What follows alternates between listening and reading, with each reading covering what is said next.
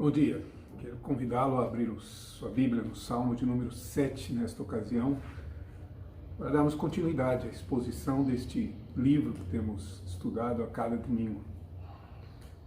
O Salmo 7 diz assim: Canto de Davi, entoado ao Senhor, com respeito às palavras de Cushi, benjamita. Senhor Deus, meu Deus, Senhor Deus meu, em ti me refugio, salva-me de todos os que me perseguem e livra-me, para que ninguém como leão me arrebate, despedaçando-me, não havendo quem me livre. Senhor, meu Deus, se eu fiz o que me culpam, se nas minhas mãos está a iniquidade, se paguei com mal a quem estava em paz comigo, eu que poupei aquele que sem razão me oprimia, persiga o inimigo a minha alma e alcance-a. Espezinhe no chão a minha vida e arraste no pó a minha glória. Levanta-te, Senhor, na tua indignação, mostra a tua grandeza contra a fúria dos meus adversários e desperta-me em meu favor segundo o juízo que designaste. Reúnam-se ao redor de ti os povos e por sobre eles remonta as alturas. O Senhor julga os povos. Julga-me, Senhor, segundo a minha retidão e segundo a integridade que há em mim. Cesse a malícia dos ímpios, mas estabelece tu, ó justo, pois tu, o justo, pois sondas a mente e o coração. Ó justo Deus. Deus é o meu escudo, ele salva os retos de coração. Deus é justo juiz, Deus que sente indignação todos os dias. Se o homem não se converter, afiará Deus a sua espada, já armou o arco e tem-o pronto. Para ele, preparou já instrumentos de morte, preparou as suas setas inflamadas. Eis que o ímpio está com dores de iniquidade, concebeu a malícia e dá à luz a mentira. Abre e aprofunda uma cova e cai nesse mesmo poço que faz. A sua malícia lhe recai sobre a cabeça e sobre a própria mioleira desce a sua violência. Eu, porém, renderei graças ao Senhor segundo a sua justiça e cantarei louvores ao nome do Senhor Altíssimo, diz Davi no Salmo 7. Thomas Jefferson, presidente dos Estados Unidos, em uma ocasião afirmou o seguinte: tremo por meu país quando penso que Deus é justo. A frase de Jefferson é uma boa introdução para este salmo que nós estamos aqui observando. Dá-nos a clara evidência de que Jefferson compreende, sabe o que significa essa justiça de Deus. Falar em justiça é algo que é muito comum entre nós, é uma palavra fácil em nossos lábios. Constantemente estamos envolvidos em causas que envolvem talvez aí a chamada promoção de justiça. Fala-se muito em justiça social, contudo, a justiça ela não adentra, digamos assim, a nossa vida privada, a nossa vida familiar, a nossa casa é onde não se comenta sobre justiça. Nós somos prontos a requerer justiça, falamos em justiças de todas as maneiras, mas nós temos grande dificuldade em compreender, em viver, em praticar a justiça. Esse salmo talvez pudesse, ou creio eu, pode nos ajudar a pensarmos nela da maneira como Deus nos mostra. Não essa justiça que de certa forma tem sido defendida e que é muito conveniente. Enquanto ela me atende, enquanto ela me assiste, eu a busco, eu a procuro, eu a divulgo, eu falo e cobro e exijo e oro inclusive a Deus para que ela me seja concedida. Mas quando se trata de uma justiça que eu devo praticar, o fato de eu ser justo com os demais, aí já na verdade nos tornamos bastante reticentes. Antes, porém, de adentrarmos no Salmo 7, é preciso fazer algumas considerações, já que estamos chegando aqui a este fim do primeiro conjunto de salmos, chamados Salmos de Lamento, que compõem aqui, ou que é encerrado pelo Salmo de número 7. Do Salmo 3 ao Salmo 7, nós temos nesses 5 salmos os chamados Salmos de Lamento de Davi. São o primeiro grupo de salmos que segue exatamente a sua introdução no verso 1 e no capítulo 1, no Salmo 1 e no Salmo 2. São 5 salmos nos quais ele claramente está retomando aqueles princípios elementares que vimos no Salmo 1 e no Salmo 2. No Salmo 1, de que Deus de fato faz uma distinção, de que existe sim uma separação entre o justo e o ímpio, entre o perverso e aquele que tem prazer na lei do Senhor e vive de acordo com essa lei. Essa perspectiva acompanha, como já dissemos, todos os salmos e marca de fato aqui a maneira como o justo vive. E a vida do justo é marcada, conforme o Salmo 1, pela Torá, pelos ensinamentos, pelas instruções do Senhor. Justo é aquele que, na verdade, vive de acordo com essas instruções. Esse é o princípio, pelo menos, que o Salmo 1 nos apresenta. O Salmo 2 vai nos lembrar que, em virtude da perversidade, da impiedade humana, há uma revolta do homem contra a pessoa do seu ungido e contra o próprio Deus. Essa revolta que se levantou e que é descrita ali no Salmo 2 está destinada a seu fracasso. Deus vencerá, o Filho ungido irá de fato destruir esses inimigos, e é exatamente nesse aspecto que ressalta dentro dos Salmos a figura do Redentor e a figura da redenção. Ou seja, por meio desses elementos fundamentais do Salmo 1 e do Salmo 2, devemos ler todos os outros salmos. É por isso que nós podemos nos aproximar deste salmo considerando exatamente esses conceitos que estão descritos ali, desde que ele encerra assim esse chamado Salmo de Lamento. Um outro aspecto, outra observação importante aqui, é que este salmo ele segue um conjunto de salmos no qual Deus é recorrido, ou na verdade Davi recorre a Deus sob perspectivas diferentes.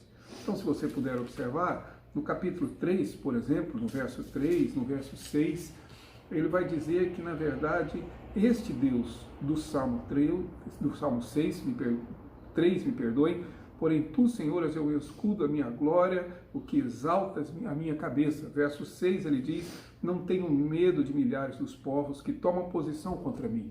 Em outras palavras, o Deus do Salmo 3 é o Deus da segurança, aquele que traz segurança sobre o seu povo.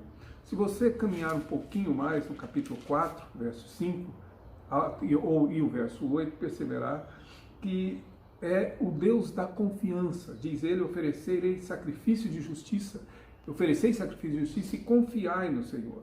Ou seja, no verso 8, em paz me deito e logo pego no sono, porque, Senhor, tu me fazes repousar seguro. É o Deus no qual eu coloco a minha confiança, é o Deus em quem eu sou convidado a confiar. O Salmo de número 5, verso 7, nos mostra que ele é o Deus de misericórdia. Ou seja, Davi recorre à misericórdia do Senhor, porém eu, pela riqueza da tua misericórdia, entrarei na tua casa e me prostrarei. Ou seja, é o Deus da misericórdia. E capítulo 6, particularmente o verso 4, refere-se claramente à graça de Deus. A volta de Senhor e livra minha alma, salva-me por tua graça. Ou seja, ele é o Deus que nos traz toda e completa segurança, é o Deus no qual devemos confiar, em quem nós depositamos essa confiança. Ele é o Deus de misericórdia, ele é o Deus de graça, mas agora no capítulo 7 ele é o Deus de justiça. Os salmos estão de fato invocando aqui os atributos de Deus, as virtudes de Deus, nas quais na verdade a oração de Davi é feita, como nós lemos aqui no Salmo 7. Isso já deveria nos convencer que a justiça ela é essencial a todos os demais aspectos que vimos. Como confiar em um Deus aonde não podemos esperar dele suas ações de justiça? E como, na verdade, podemos ter segurança se não for exatamente nesse Deus que transcende a todos nós e tem tudo sob seu governo, e por isso podemos confiar no seu justo juízo, no seu justo julgamento. Observe que se a nossa esperança, se a nossa expectativa está depositada na justiça que o homem pode produzir, nós, na verdade, não teremos jamais nenhuma perspectiva no futuro. Nada mais do que desespero. Claro que a nossa expectativa não é a justiça humana, mas a justiça que procede de Deus. Observe ainda que o Salmo está claramente dividido aqui em duas partes. Isso é fundamental. É fundamental que compreendamos.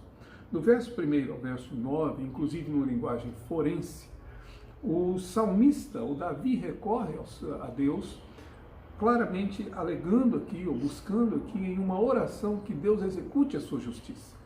Mas a partir do verso 10 em diante, Ele muda, inclusive, o pronome que ele utiliza em relação a Deus. Na primeira parte, ele fala a Deus na segunda pessoa. Mas a partir do verso 10, ele fala de Deus na terceira pessoa. E, portanto, é um testemunho dele para aqueles que o perseguem, claramente invocando aqui ou demonstrando aqui que Deus é justo e testemunhando essa justiça que encontramos, na verdade, em Deus. Isso é o que lemos nesses textos que seguem nessa divisão natural do Salmo. E é exatamente aqui que eu gostaria de iniciar com você, convidá-lo a olhar exatamente essa primeira parte do Salmo 7, no qual ele ora, no qual ele se dirige a Deus. Aqui Davi não fala com os seus inimigos, ele fala com Deus e dirige a Deus o seu pedido de justiça. É exatamente isso que eu gostaria que você pudesse observar comigo. Note que ele faz uma abertura do Salmo, claramente numa invocação, num pedido, mas tratando Deus em sua intimidade. No verso 1 e verso 2 ele diz: Deus meu, em ti me refugio.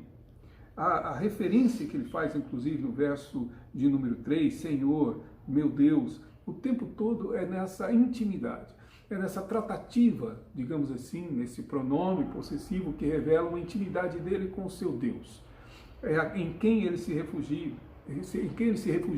é quem o preserva, que os caçadores, digamos assim, que o buscam como se ele fosse um leão sendo caçado. É nesse Deus e a esse Deus que ele recorre e busca então justiça. Mas em que base essa justiça é buscada? Eu creio que é essa a grande importância da oração de Davi. A oração de Davi ela é desafiadora para nós, porque tenho plena certeza que, compreendendo essa oração, nós teremos muito mais cuidados ao clamar pela justiça de Deus. Então, observe o que ele oferece, ou qual é o seu argumento, ou em que base ele, na verdade, recorre a essa justiça. O verso 3 ao verso 5, eles são dominados aí por essas condições, por esses condicionais que ele estabelece. Davi está dizendo sempre no verso 3, se eu fiz o que me culpam. Verso 3 ainda, se nas minhas mãos a iniquidade. Verso 4, se paguei com o mal. Ora, Davi se refere a Deus na certeza de que Deus é justo. E porque Deus é justo, ele coloca diante de Deus a sua causa, na certeza de que ele será considerado por Deus justo. E neste ponto não existe uma ação de justiça própria, não existe aqui uma espécie de hipocrisia farisaica no coração de Davi. O que existe é a certeza que diante de Deus ele é justo, mas a certeza maior de que Deus julga a todos e a todas as causas. A causa aqui é julgada contra o seu adversário, contra aqueles que o perseguem, diz o verso 1, contra aqueles, na verdade, que se opõem a ele. A ideia do Salmo é como se ele estivesse diante de um tribunal no qual Deus julgaria, diante do trono de Deus, sobre o qual Deus de fato iria julgá-lo.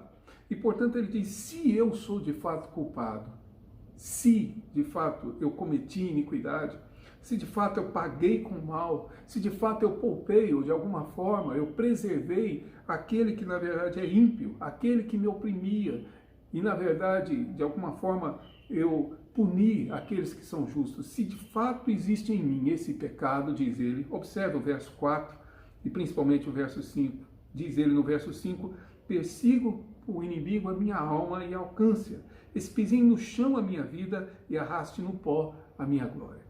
Se eu sou culpado, que eu seja punido.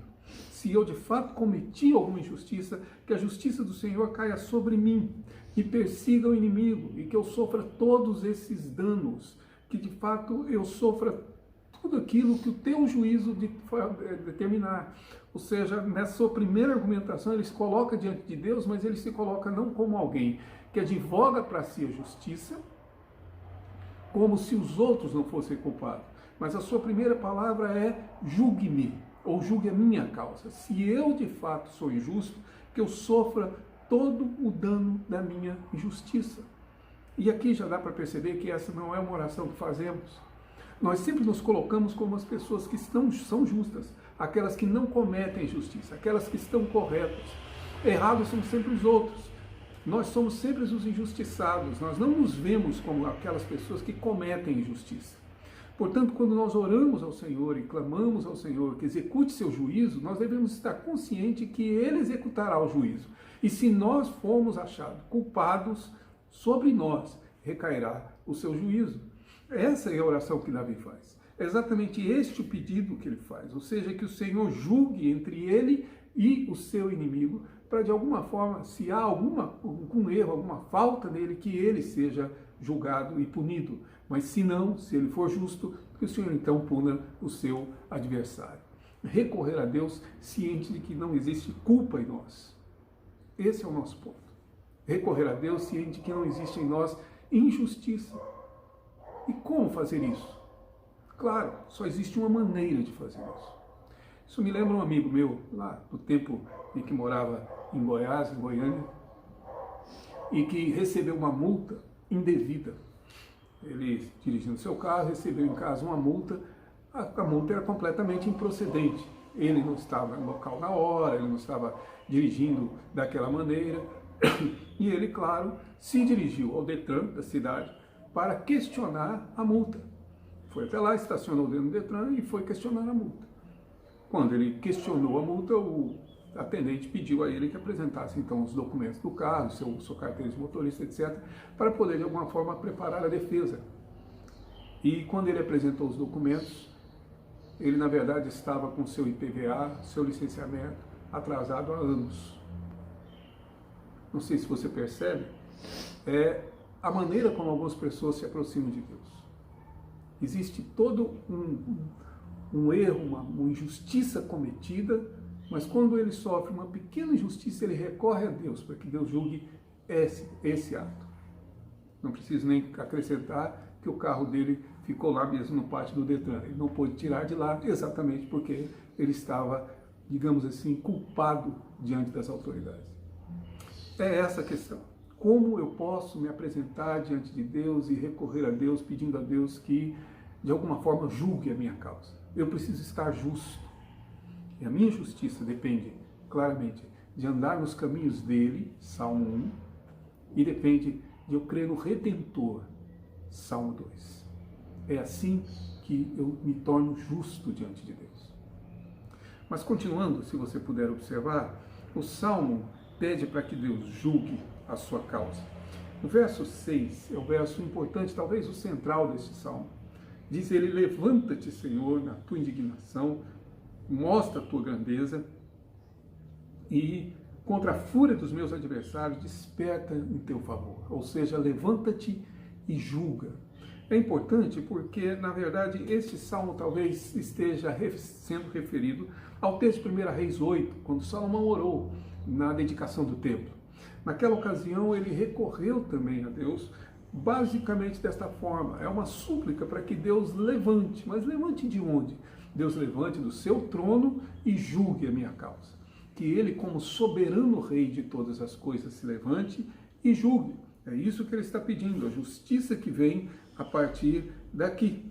Mas não é um pedido de misericórdia neste caso.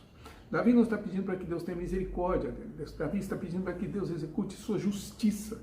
Verso de número 8, o Senhor julga os povos. Julgue-me, Senhor. É um pedido para que Deus traga seu juízo, como diz o verso 6. Ou seja, é um pedido de justiça de fato e não de misericórdia.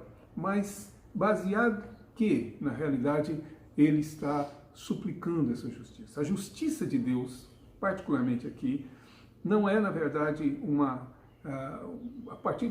observe o verso 8, não é, na verdade, uma petição, não é, na verdade, um imperativo, portanto, não é um pedido, é uma afirmação. Ele diz: o Senhor julga os povos. E diante do fato de que ele é o justo juiz sobre todos os povos, aquele que julga com retidão, aquele que julga com equidade, ele então suplica ao Senhor que julgue a sua causa, baseado exatamente naquilo que o próprio Deus é. E é esse ponto que é fundamental, ou seja, em que está baseada a justiça de Deus. Então, por favor, acompanhe. Verso 6, levanta-te, Senhor, na tua indignação, mostra a tua grandeza contra a fúria dos meus adversários e desperta-te em meu favor, e acrescenta, segundo ou de acordo com o juízo que designaste. A justiça de Deus depende do seu desígnio, ou seja, do que o próprio Deus é e aquilo que o próprio Deus determina como justiça. Justiça não é o que eu acho que é justo, não é o que eu penso que é justo. Não é, na verdade, o meu critério, mas é o critério de Deus. Nós precisamos superar exatamente essa nossa condição humana e nos esforçarmos por dizer a Deus o que é justo e o que não é. O que ele deve ou não fazer, como ele deve ou não julgar.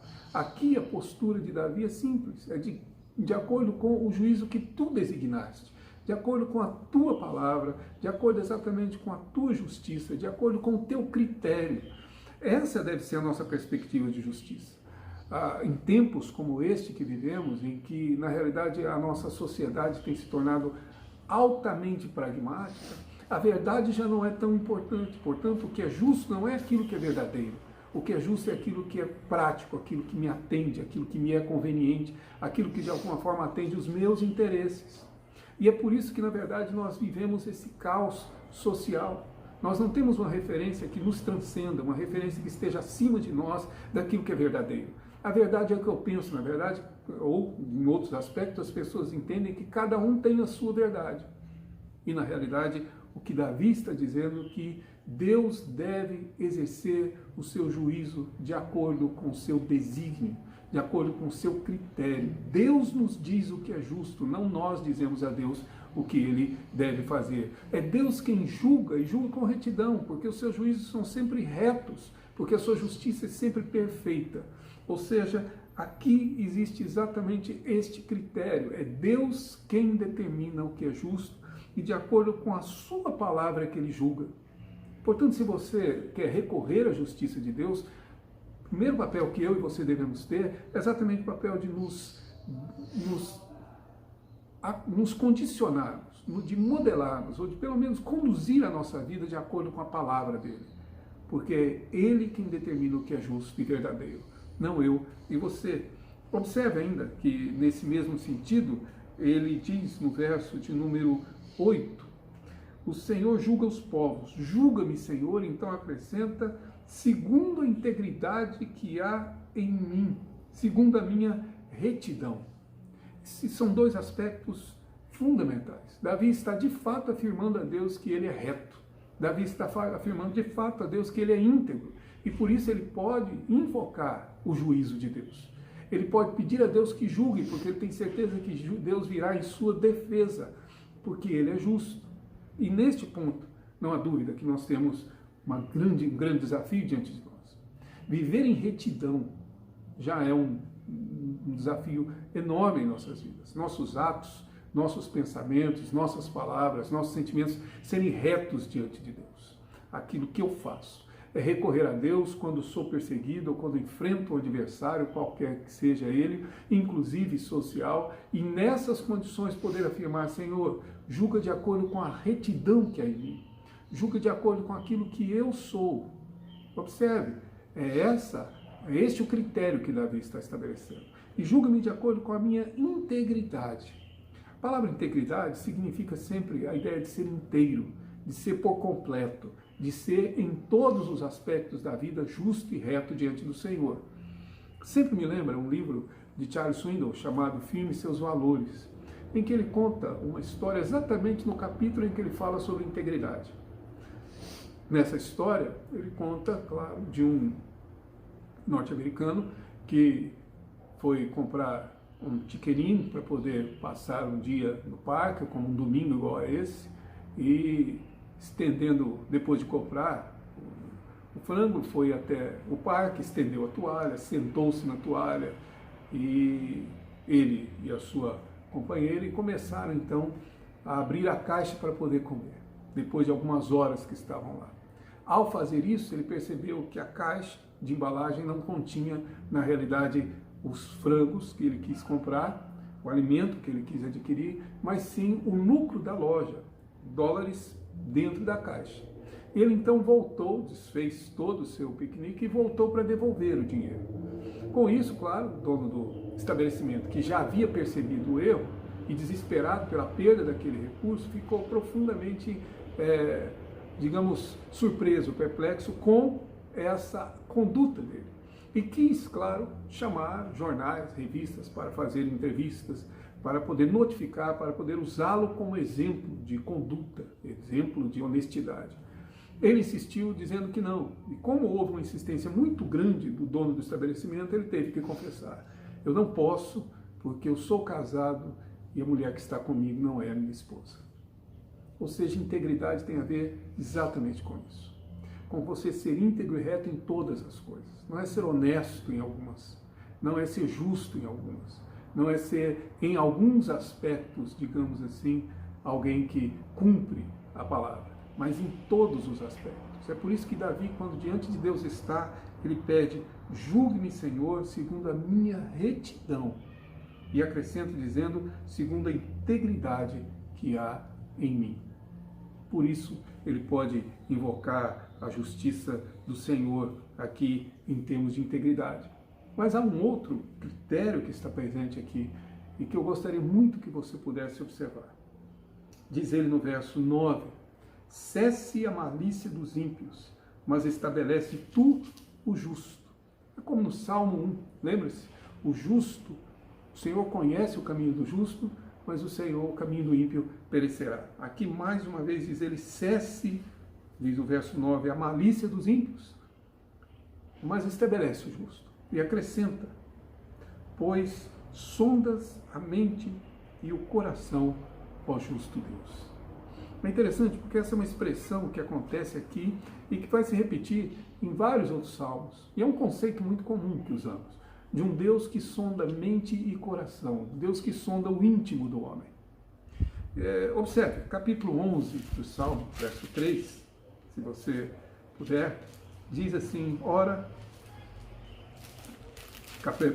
o verso 4, o Senhor está no seu santo templo, nos céus tem o Senhor o seu trono, os seus olhos estão atentos, e veja bem, as suas pálpebras sondam os filhos dos homens.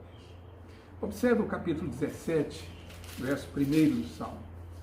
Ouve, Senhor, a causa justa, pela justiça, atende o meu clamor, dá ouvidos à minha oração, que procede de lábios que não são fraudulentos. Mas no verso 3 ele vai dizer: sonda-me o coração de noite e de noite me visitas, prova-me do fogo, e iniquidade nenhuma encontras em mim.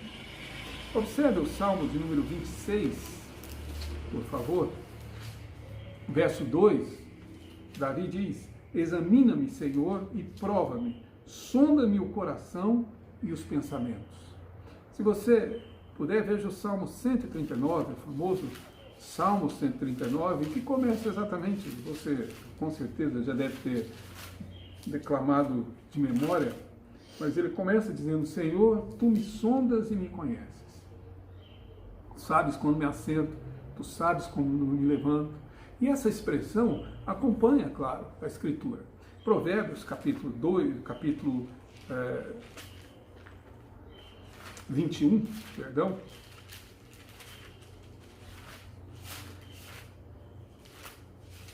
Ele diz, no verso 2, todo o caminho do homem é reto aos seus próprios olhos, mas acrescenta: mas o Senhor sonda os corações. E talvez o texto importante aqui, tomado lá de Apocalipse, no capítulo 2, no verso de número 23, quando João, é claro, em nome de Cristo, envia a carta às 7 igrejas, a igreja de Tiatira, exatamente uma igreja que vivia dentro de uma perspectiva de hipocrisia, e dentro, para essa igreja, ele escreve dizendo no verso 23 assim, capítulo 2, verso 23, matarei os seus filhos e todas as igrejas conhecerão que sou aquele que sonda mente e corações, e vos darei cada um segundo as vossas obras. Observe que essa palavra de Deus contra, claro, Jezabel, ou a Jezabel da igreja de Tiatira, é uma palavra que aponta exatamente para o mesmo que Davi ora no verso 7. Sondas, mente e coração. É porque para Deus, justiça não é apenas o que eu faço. mas o porquê eu faço.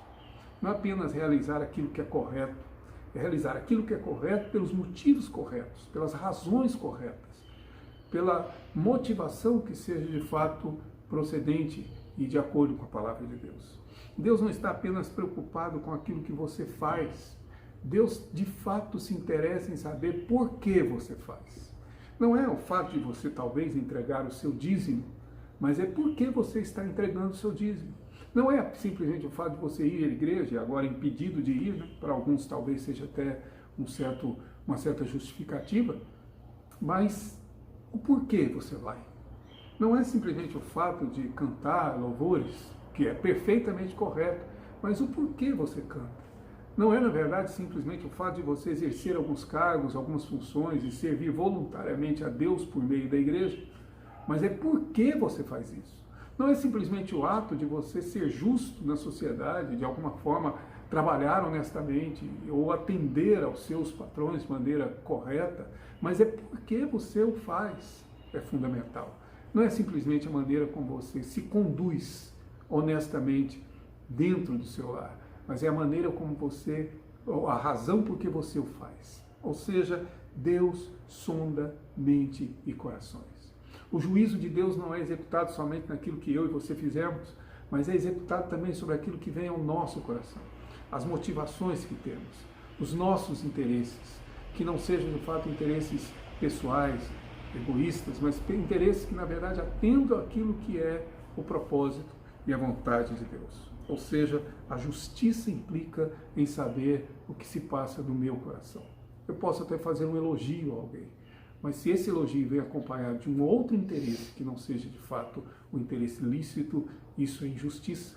Eu posso ter até emoções, digamos, aparentemente boas para com alguém, mas se essas minhas emoções, elas na verdade não vêm correspondidas de um interesse genuíno da Escritura, então com certeza não é justiça. Justiça implica em mentes e em corações. Essa é a primeira parte do Salmo, e que nós chamamos de uma oração. Eu gostaria de fazer aqui algumas conclusões com você nessa primeira parte. A primeira delas, essa grande verdade que acabamos de ver. Deus é a nossa justiça. Tudo aquilo que esperamos no mundo está baseado no fato de um Deus ser justo. Tudo aquilo que podemos ter de perspectivas, de futuro, está baseado na realidade de que Deus é totalmente justo.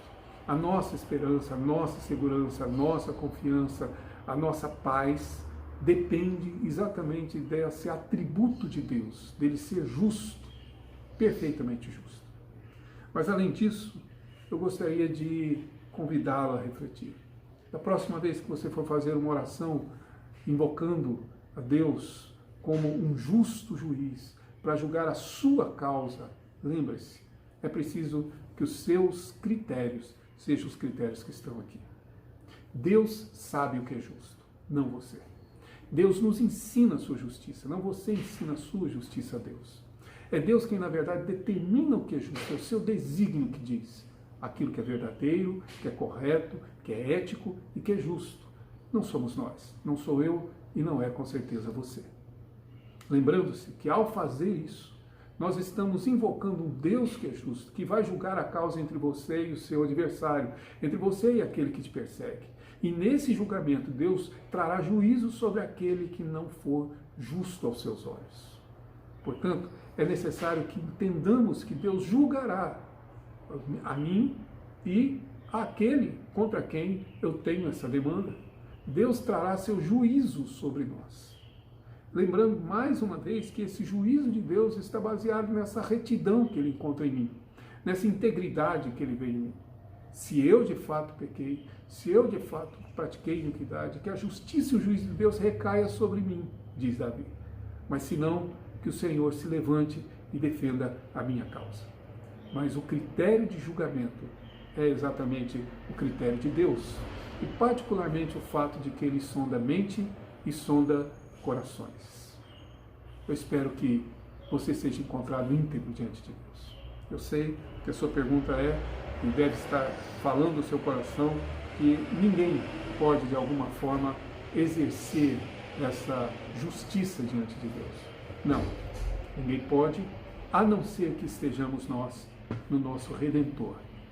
Daí a importância do Salmo 2. Somos considerados justos porque temos a palavra de Deus como nosso critério de vida, como nosso caminho de vida.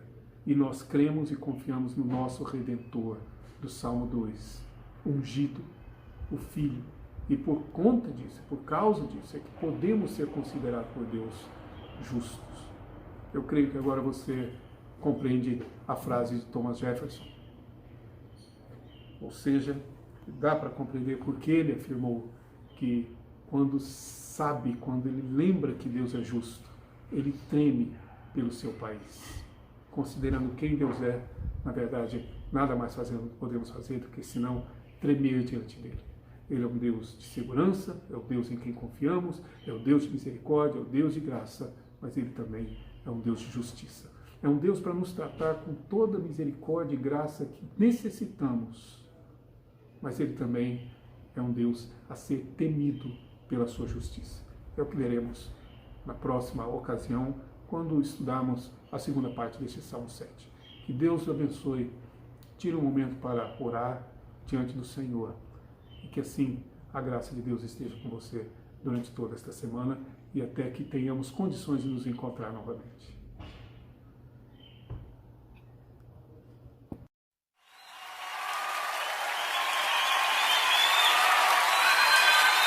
A palavra do Senhor nos diz que Jesus é o nome que está acima de todo nome. Você pode adorá-lo com todo o coração.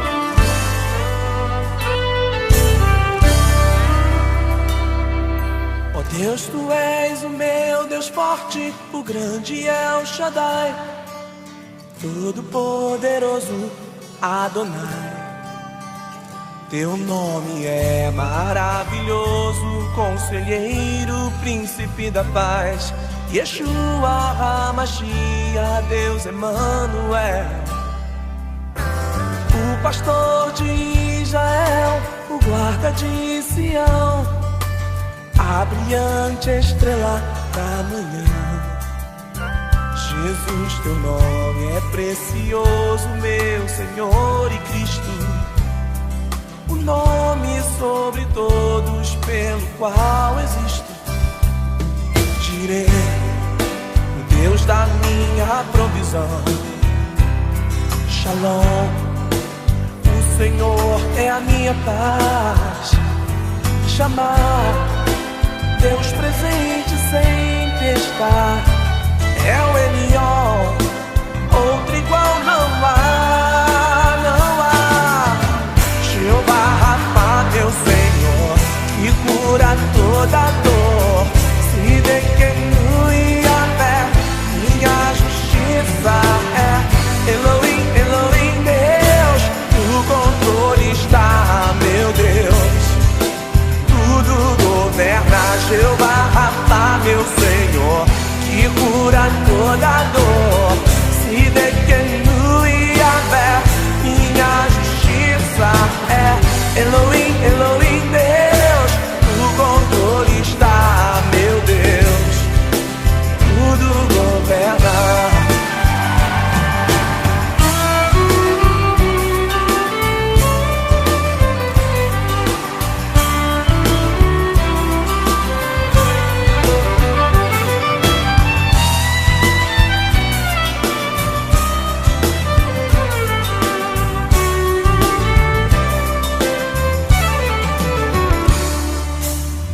Pastor de Israel, o guarda de Sião, a brilhante estrela da manhã.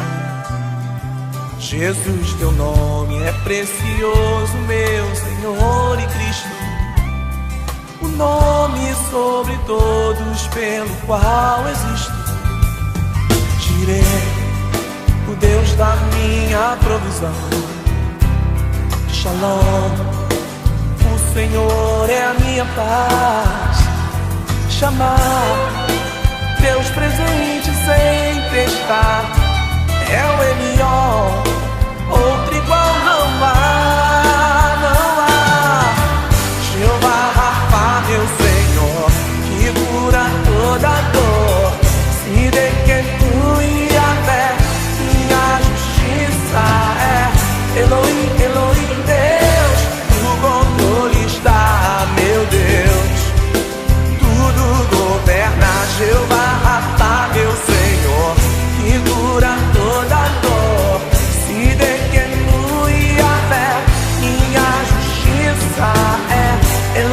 Elohim, Deus, no controle está, meu Deus. Tudo governa, Jeová Rafa, meu Senhor, que cura toda dor. Se de quem tu e a fé, minha justiça é. Elohim, Elohim, Deus, no controle está, meu Deus. Tudo governa. A nossa vitória está no nome de Jesus. Aleluia.